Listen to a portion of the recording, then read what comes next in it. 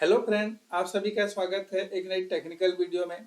तो फ्रेंड, आज हम बात करेंगे गूगल क्लाउड स्टोरेज की जो ट्रांसफर जॉब सर्विस है इसके बारे में।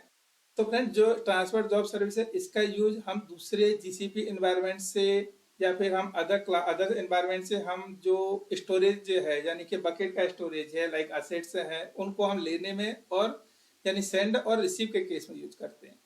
तो फ्रेंड, ट्रांसफर जॉब बेसिकली हमें ये सर्विस प्रोवाइड करती है कि हमको जो हमारे प्रोजेक्ट के अंदर जीसीपी बकेट है इसमें हम अनदर जीसीपी प्रोजेक्ट से कोई बकेट को हम रिसीव कर सकते हैं या फिर हम यहाँ से अपनी करंट बकेट से दूसरे प्रोजेक्ट के बकेट में हम शेयर कर सकते हैं। इसके साथ ही हमें ये फंक्शनलिटी प्रोवाइड करता है कि AWS S3 से हम डेटा ले सकते हैं जो उस बकेट में है। एजर ब्लॉक से हम बकेट में जो डेटा उसको लेकर के अपनी करंट वाली जो जीसीपी बकेट है इसमें ले सकते हैं। इसके साथ ये हमें फाइल सिस्टम का भी प्रोवाइड करता है कि हम फाइल सिस्टम से भी ले सकते हैं और फाइल सिस्टम के को हम स्टोर भी कर सकते हैं। लाइक अगर हमारी कोई लाइनेक्स मशीन है या फिर विंडोज मशीन है तो उसके हम जो लोकल फाइल सिस्टम होता है वहां से भी हम ट्रांसफर कर सकते हैं चीज़ों को। तो फ्रेंड, जैसे कि हम देख पा रहे हैं यहाँ पर से हमें जो जीसीपी AWS एज्योर है ये तो सारे क्लाउड प्रोवाइडर, बिकॉज इसमें क्या होती है हमें एपीआई या फिर फंक्शनलिटी मिलती है कि हम क्लाउड के जरिए सारे डेटा ट्रांसफर कर लें।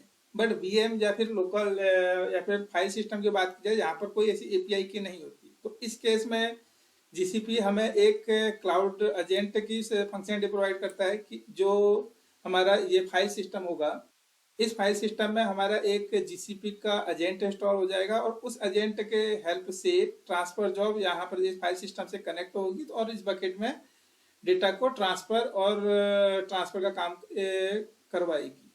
तो फ्रेंड, अब इसी चीज़ों को बेटर रूप से जानने के लिए हम चलते हैं जीसीपी कंसोल पर। अभी तो हमने समझा था कि क्या है ट्रांसफर जॉब, कैसे काम करती है। तो फ्रेंड, यहाँ पर हम जैसा कि देख पा रहे हैं हम स्टोरेज ट्रांसफर के अंदर आ चुके हैं जहाँ पर हमें ट्रांसफर जॉब्स का काम है। ट्रांसफर जॉब्स का काम बेसिकली ये है कि जो दो लेयर है इन दोनों के बीच एक कनेक्शन सेट करना ताकि हम सारे डेटा को इजीली क्लाउड एनवायरनमेंट में शेयर कर सकें। तो मैं इसके लिए जैसा कि हम देख पा रहे हैं यहाँ पर से बता रहा है कि इसकी हेल्प से हम quickly and securely data transfer to and from कर सकते हैं। तो इस चीज़ के लिए हम अपनी एक नई जॉब लेते हैं। तो फिर आज के डेमो में हम बात करेंगे जो AWS S3 है, इस AWS S3 के बकेट से अपनी जीसीपी बकेट में कुछ असेट्स को डेटा ट्रांसफर जॉब को देखने के लिए यूज करेंगे। तो फ्रेंड, जैसा कि हमने सबसे पहले दो एनवायरनमेंट डिफाइन करने हैं, सोर्स और डेस्टिनेशन। हम इसमें फंक्शनलिटी ये प्रोवाइड करता है फ्रेंड कि हम जीसीपी के ही अगर हमने एक हमारा जो ये अकाउंट है हमें यहाँ पर से दो अपने वो मिल लिखे हैं, दो प्रोजेक्ट हैं। तो दो प्रोजेक्ट के अंदर भी हम डेटा ट्रांसफर यानी बकेट को ट्रांसफर कर सकते हैं, यानी कि एक प्रोजेक्ट है मल्टीपल या फिर अनदर प्रोजेक्ट के अंदर है वो भी कर सकते हैं इन चीज़ों को। और इसके साथ ही फ्रेंड यहाँ पर से मल्टीपल सोर्स भी बता रहा है कि S3 ब्लॉक जैसे कि मैंने बताया था इन सारे स्टोरेज से सोर्सेज से हम अपनी बकेट में ले सकते हैं। तो हम इसी चीज़ों को जानेंगे इस चीज़ों के लिए। तो आज के डेमो में जैसा कि हम S3 की बात कर रहे हैं तो S3 अमेजन का जो पार्ट है उसको लेते हैं और अभी हम बैच वाला जो इसकी प्रोसेस है बैच मोड इसको लेकर कंटिन्यू करते हैं। तो फिर यहाँ पर हमें डिफाइन करना पड़ेगा अपने सोर्स का पाथ। तो फिर यहाँ पर बकेट और फोल्डर का नाम देना है। जैसे कि हम आज के डेमो में AWS का यूज कर रहे हैं तो हम अपनी बकेट का नाम दे देंगे जो भी हमारी बकेट का नाम है। जैसे कि हमारी इस बकेट का नाम है कोड पाइपलाइन जो कि हमने पहले बनाई थी। तो यहाँ पर से हमने बकेट का नाम दे दिया है। अगर आपको किसी अंदर के पाथ का फोल्डर का सिर्फ जो कंटेंट पास करना है तो हम ये पूरा URL पास कर सकते हैं, जैसे कि हमको ये इस लोकेशन में दिखा भी रहा है। अगर हम रूट रखेंगे तो रूट के अंदर जितने भी फोल्डर होंगे जितना भी कंटेंट होगा पूरे को ट्रांसफर कर देगा।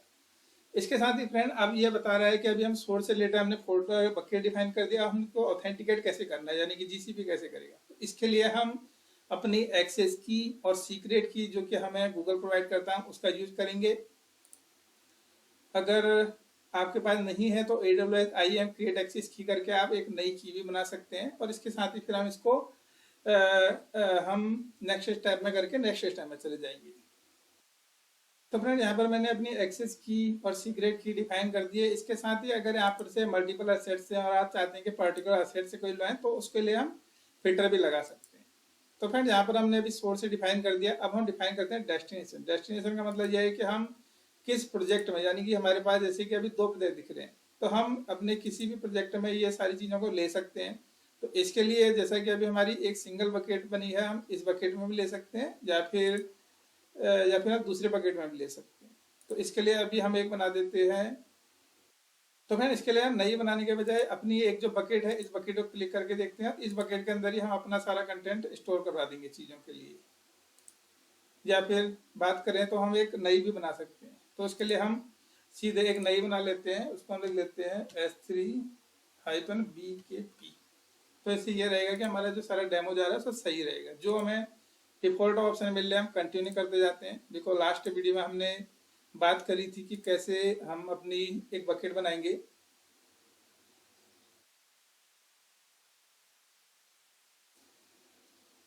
तो यहाँ पर से हमने जो इससे रिलेटेड ऑप्शन है वो दे दिए हैं। तो फिर जैसा कि हम देख पा रहे हैं हमने एक नई बकेट बना ले दी है और हमने इसको अभी सेलेक्ट कर दिया है, यानी कि BKP कर दिया। अगर आपको किसी डिफरेंट फोल्डर में करना है तो आप वो सारी चीज़ भी कर सकते हैं।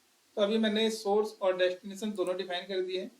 अब फ्रेंड जो फोर्थ ऑप्शन है वो ये डिफाइन करने के लिए कहता है कि हमने जो जॉब करनी है, यानी कि अपनी जो इस सोर्स से डेस्टिनेशन यानी AWS से हमने GCP में हमने किस केस में लेनी है, यानी कि रन से वंस यानी कि सिर्फ एक बार चलानी है, या फिर हमने करनी है कि हमने हर दिन हर वीक यानी कि हमने एक कस्टम फ्रिक्वेंसी सेट करनी है, इतने टाइम पे लेंगे।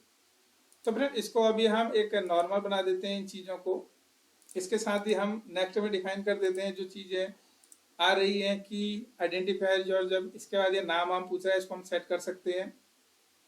और फिर हमसे ये ऑप्शन पूछ रहा है कि हमको जब ये डेटा ट्रांसफर का काम होता है तो हम इसको क्या करना है, ओवरराइट किस केस में करना है, नहीं करना है, हमेशा करना है, या फिर तभी करना है कि जब उसमें क्या कहते हैं डेस्टिनेशन फाइल में कुछ चेंजेज आए, तो उस केस में कर सकते हैं। और डिलीट के केस में भी लगा सकते हैं कि जब ये जो डेटा ट्रांसफर है हमारा इस सोर्स से तो उसके बाद इसको डिलीट करना है, नहीं करना है, तो उससे रिलेटेड ऑप्शन को हम डिफाइन कर सकते हैं।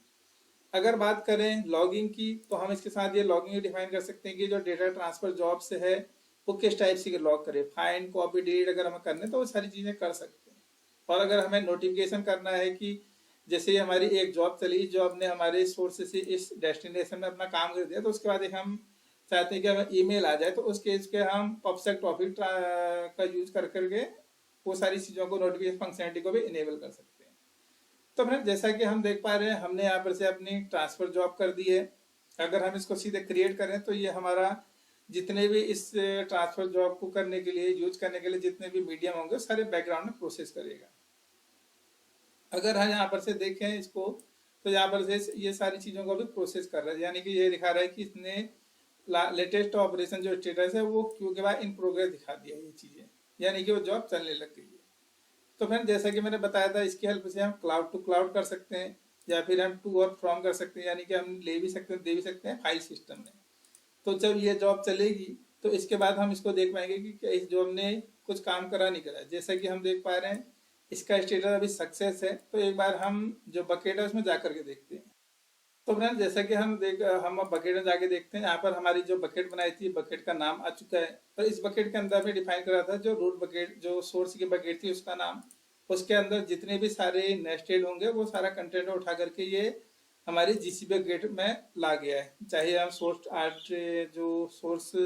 आर्टिफैक्ट्स है या कंटेंट है, तो सारी चीज़ें आ चुकी हैं। तो फिर अब ये बात आती है कि इसका यूज क्या, इसका भी बेसिकली वहाँ पर काम आता है। जैसे कि हमने हाइब्रिड क्लाउड यूज कर रखा है, हम चाहते हैं कि हमारा जो डेटा यहाँ बने उसकी एक कॉपी यहाँ भी चले जाए जिसको हम एज ए बैकअप स्टोरेज भी यूज कर सकें। तो फिर इसी केस के लिए ट्रांसफर जॉब आती है, बिकॉज अगर हम मैनुअली करेंगे तो उस केस में थोड़ी लेटेंसी आती है।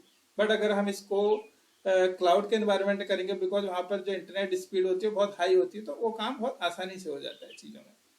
फ्रेंड ये तो थी हमने बात करी कि ट्रांसफर जॉब से की जो कि हमने डिस्कस करी थी इस स्क्रीन में। इसके साथ ही फ्रेंड एक और ऑप्शन आता है एजेंट्स पूल का, जो कि हम सेकेंड ऑप्शन देख पा रहे हैं।